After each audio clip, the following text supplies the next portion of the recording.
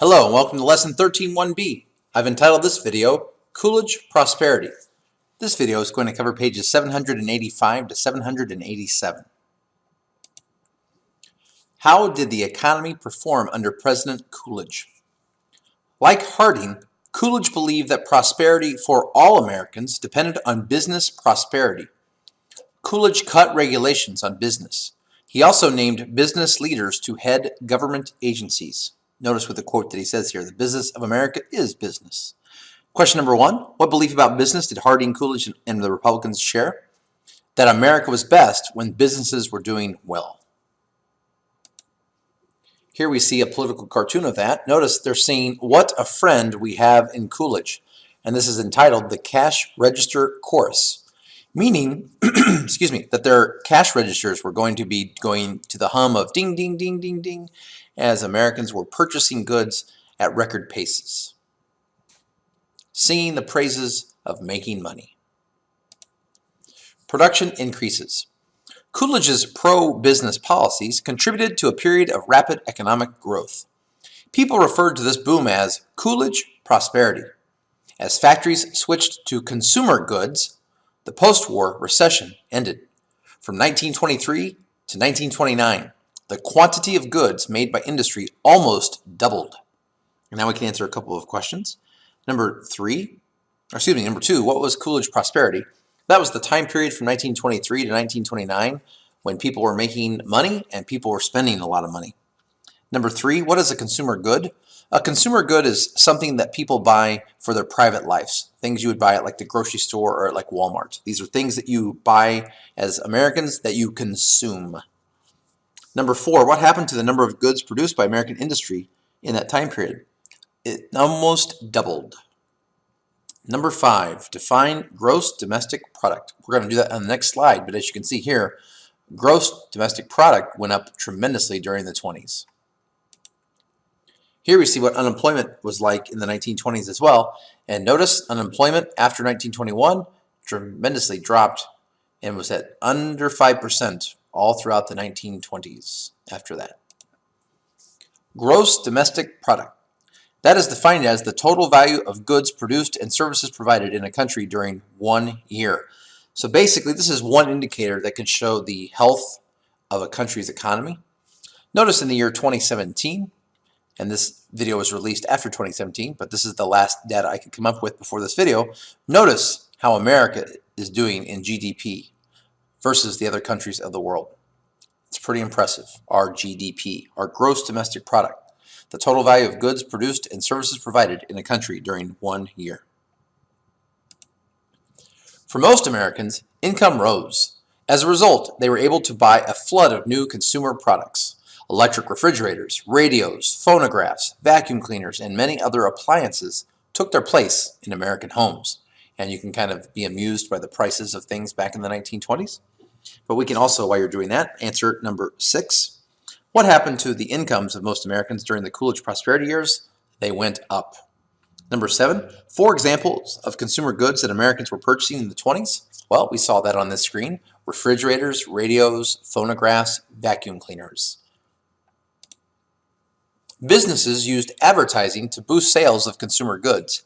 Advertisements encouraged people to think that their happiness depended on owning a wealth of shiny new products. They used propaganda to sell their goods. And now I'm going to show you a couple of different advertisements at that time. After we answer question 8, what role did advertising play in the economic boom of the 1920s? Well, it got people to think, I need that stuff. Whether they did or not, advertisements got them to think that they needed those products. So let's take a look at these propaganda pieces of the 1920s and see if you can identify the propaganda being used here. We've got for selling Lucky Strike cigarettes. Notice they have doctors, physicians saying Luckies are less irritating. Yeah, your throat protection against irritation, against cough. Yeah, so these doctors are promoting this. Yeah, whatever. That's definitely appeal to authority. And over here we have Babe Ruth selling the finest cola drink I've ever tasted. That would be, what do you think? If you said testimonial, you are correct. On the left here we see Wrigley selling gum, the flavor lasts. You could definitely say that that type of propaganda is assertion. Why does the flavor last? Because they say it does. Over here, wash away fat in years of age with Lamar reducing soap. Well, that's definitely assertion and maybe a little bit of hyperbole. I don't know that you can wash away fat with a soap. That seems a bit extreme to me. Over here on the left, we're selling Gillette Safety Razor Blades. And as far as that one goes, looks like a little bit of card stacking. Over here, how's your breath today? Oh my, that's definitely a loaded question. That's for Listerine. If it's bad, you won't be welcome. Oh my goodness, that's definitely a little bit of assertion there, and definitely a little bit of hyperbole as well. Here we see Rexanolas. They're selling music. The world's master musicians in your own home. Probably a little bit of hyperbole on that one as well. Over here on the right, what do the children think of? What do the neighbors think of her children? Oh my goodness, if they're not using soap and water. So this is definitely an advertisement to have clean kids, I would assume. And definitely a loaded question on that one. What do the neighbors think of her children? Oh my. There's character in soap and water. Definitely a little bit of hyperbole on that one as well. Here they're selling, it looks like some suits, and they're using Uncle Sam, so definitely some transfer or testimonial there. A sensational achievement in beauty and performance, bigger and better. Definitely some card stacking, reduced prices. Definitely a lot of card stacking going on over here. They're listing one after the other, after the other, after the other. Definitely there. And plain folks as well. Fat men! Oh my goodness. The new self-massaging belt not only makes you look thinner instantly, but quickly takes off rolls of excess fat. Yeah, not so much. So definitely some exaggeration there, some hyperbole. And here we see an hour a wheel with nature is the best tonic for the busy businessman. That's definitely a little bit of assertion as well on that one, selling bicycles. So definitely a lot of propaganda used in the 1920s. Faced with so many goods, people often wanted to buy things they could not afford. In response, businesses allowed installment buying or buying on credit. For example, buyers could take home a new refrigerator by putting down just a few dollars. Each month, they paid an installment until they had paid the full price, plus interest, which is a percentage charged as a fee for the loan. And now we can answer a couple questions. Number 9, what is installment buying? Installment buying is also called buying on credit. It's when you're able to get the product right away, you put a little bit of money down, and each month you intend to pay part of that back, plus you also pay interest, which takes us to number 11. What is interest? Interest is the extra that you pay for a loan. There is a percentage put on the initial loan, so you pay back the loan plus more money. And number 10, what caused Americans to turn to installment buying? Well, greed. They wanted things or desire of wanting things they couldn't afford. Installment buying allowed you to have it right away. And many times people are I want it now sort of people. The new policy of buy now, pay later increased the demand for goods. At the same time, however, consumer debt jumped. By the end of the decade, consumers owed more than the amount of the federal budget. And we can answer question number 17. Excuse me, we can answer question, whoa, jumped way ahead there. Number 12, what impact did the philosophy of buy now, pay later have on businesses and on America's consumer debt? Well, for businesses, they loved it because Americans were buying stuff at record paces. However, on our consumer debt, look what happened. Our consumer debt by the end of the 20s was more than the actual amount of the federal budget. So we were getting into a ton of debt on things that we didn't really need. The stock market soars. The economic boom of the 1920s gave the stock market a giant boost. Corporations sold stocks or shares of ownership to investors. Investors made or lost money depending upon whether the price of the shares went up or down. And now we can answer question 14. What is a stock? A stock is a share of ownership in a corporation. And number 15, a corporation is a business that sells shares of stock to the public. At this time, we're going to go over a lot of notes about stocks and the stock market. So once again, what are stocks? A stock is a share of ownership in a corporation or company that is sold by the corporation to the public. So for example, Coca-Cola and Microsoft here, you can buy a share of, a part of the company when you purchase stock in that corporation. Well, why do corporations sell stock to begin with? Well, businesses need capital. And once again, capital, for number 16, capital is money used for investment, and businesses need that type of capital. And that's a great way for businesses to raise capital. They sell stocks, they get that capital, and then they're able to take that capital and invest it into their own corporation to make new products, open new stores, new buildings, research and development, just all sorts of things that they need it for. Which takes us to the next question, number 17. Why are some reasons that corporations need capital? Well, corporations need capital because they need money sometimes to get started, to grow, and to expand. Because businesses have many things to pay for, such as they need to pay their workers, they need to pay for their building or their rent, they need to pay for research and development. So if they're going to make new products that are better than the older products or better than the competition, they have to continually put money into researching to new ideas and developing those ideas to get them to market. Advertising. Hello, Brittany. I sure miss you, Brittany. Bills. They have to pay the bills. They've got to pay heat and electric and all the things that go into their business. Why do people buy stocks from corporations? People who purchase stocks are called shareholders. People purchase shares of stock in the hopes of making more money than they currently have. This is called investing. So we can answer a couple of questions here. Number 18, what are some reasons that people purchase stocks in corporations? Well, they're investing. They want to make money on top of their money. If you were to take a suitcase of money and bury it in the backyard and 5 years later undo that suitcase, you're going to have the same amount of money that you put in there, assuming that someone didn't steal it from you. But if you invest money in the stock market, the idea is that you can take that one suitcase of money and make 2 suitcases of money. And that's called investing. When you put in time or money into something in the hopes that it will grow and be worth more in the long haul. What type of investors are there? Well, we can categorize investors into 2 types, short-term investors and long-term investors. Short-term investors, they are usually checking the stock market daily. Sometimes they might have 6 or 7 computers at their station and they're looking at the prices fluctuate throughout the day, even sometimes by the minute. They live by a very simple law of economics: buy low and sell high. In other words, they try to purchase stocks when the price is lower than they think it'll be in the future. Then they sell the stocks when the price is high enough that they are satisfied with their profit. So for example, if they buy something at $5 per share and then the price goes up to $10 a share, they can sell their stocks at $10 a share and they will have made $5 per share of every stock share that they had. So that's one way to be a short-term investor. Buy low and sell high. And then there's long-term investors, and they usually require patience. Long-term investors are usually not in a hurry to make the money off of the stocks. They are, quote, in it for the long haul. In other words, they usually purchase stocks in a certain corporation and hope that the stock's price will grow over time. Eventually, the investor may decide to sell the stock, but they're looking to stick with the stock for a while. This is called long-term investing, and this is one that requires more patience than the short-term investor. And also, sometimes long-term investors are looking to get paid in dividends. Long-term investors may also be looking for corporations that pay dividends. And this is the answer for question number 23. What is a dividend? A dividend is a cash payment that the corporation gives to the stockholders who are invested in their corporation. Some corporations pay a nice dividend to their stockholders as a way to keep investors investing in their corporation.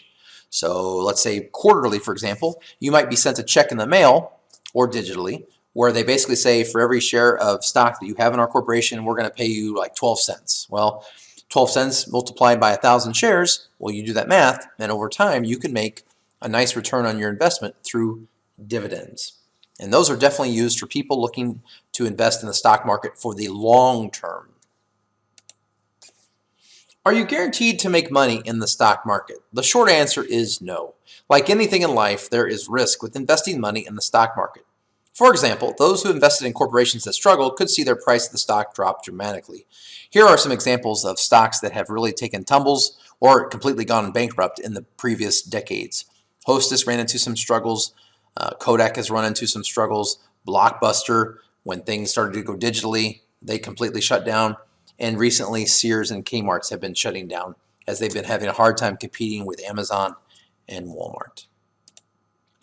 So once again, are you guaranteed to make money in the stock market? No, you're not. Nothing in life is guaranteed, except death and taxes, they say. However, a look at this chart on the right shows us the average percent of return on investments from the years 1973 to 2011 for some common stocks traded on the S&P 500.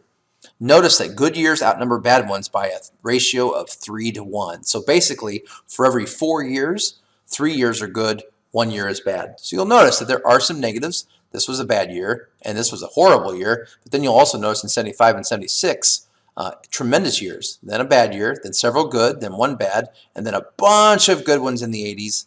We had a slip right here in the 90s. So you can see, on average, the stock market does really well. Now, 2008, that's when the Great Recession hit. That was a horrible time for the stock market. Oh, does Mr. Morris remember that? What can influence the price of a stock? Obviously, if you're looking to purchase a stock for a smaller price than when you sell it, it's helpful to know what are some of the variables that cause the price of a stock to go up or down.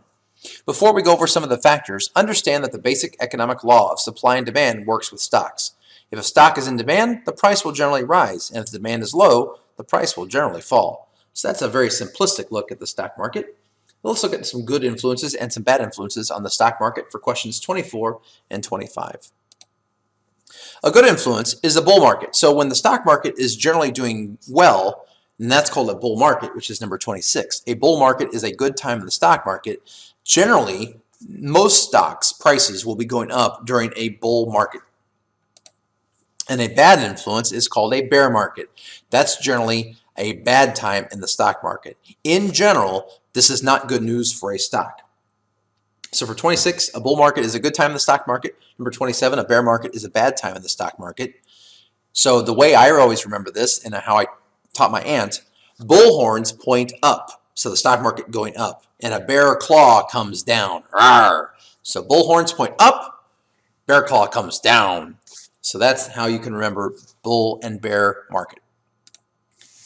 Good influences is when the economy is doing well. Generally, when the economy is doing well, then you're also going to see that reflected in the prices of stocks.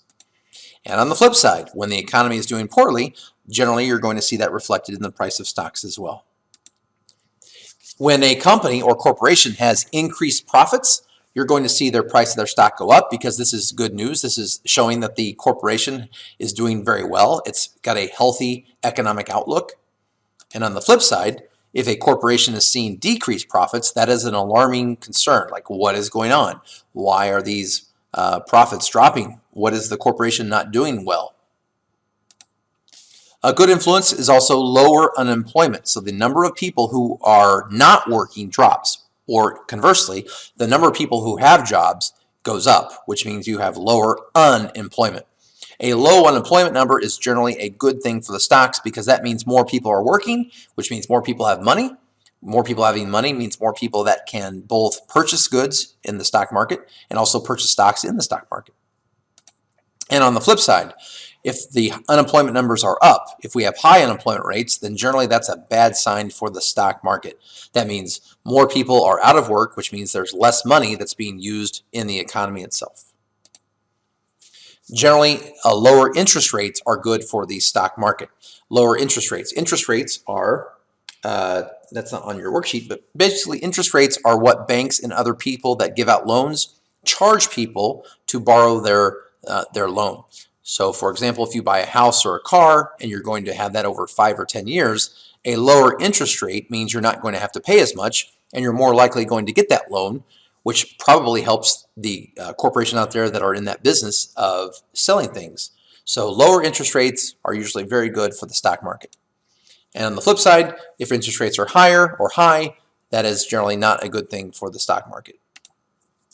Lower taxes is generally a good thing for the stock market. And that is why the stock market generally favors when Republicans are in office or when Republicans are in control of the government, because Republicans in general like lower taxes. And so a stock market usually does very well, or generally when the stock market is knowing that there's going to be lower taxes, that means more people and businesses can keep their money and they can use that money to buy things or put it into the stock market.